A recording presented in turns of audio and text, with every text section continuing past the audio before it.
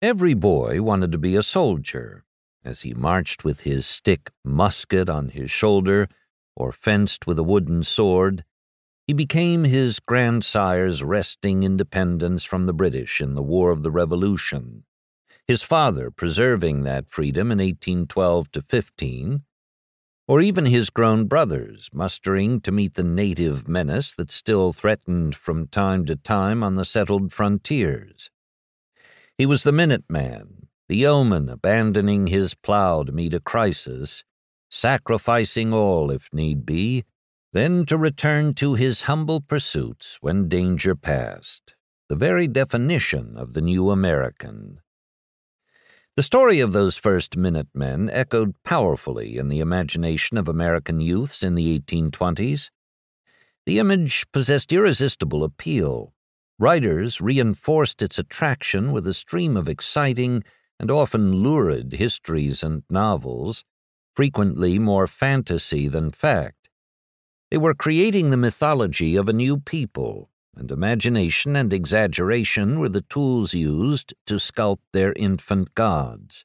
Books sought not just to inform or even to entertain, but to instruct, to mold a new generation of Americans by the example of the Founding Fathers. And a public still heady with self-conscious pride in its new place in the world made an eager market. Even out on the frontier of southern Indiana, such influences made their mark.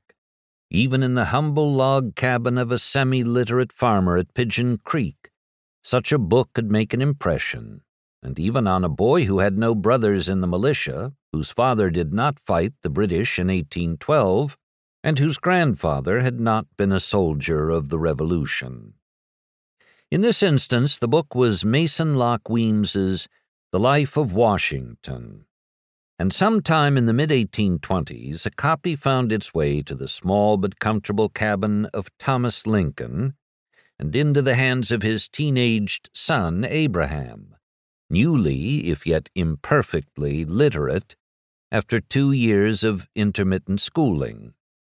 The story Weems told was one of the very first books the young Lincoln read, and it impressed him just as it did tens of thousands of other Americans, young and old alike.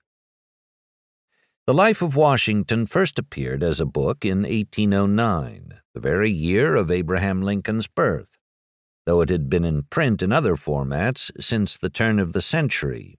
Episodic and heavily fictionalized, it all but deified Washington and clearly made him an agent and favorite of the Almighty.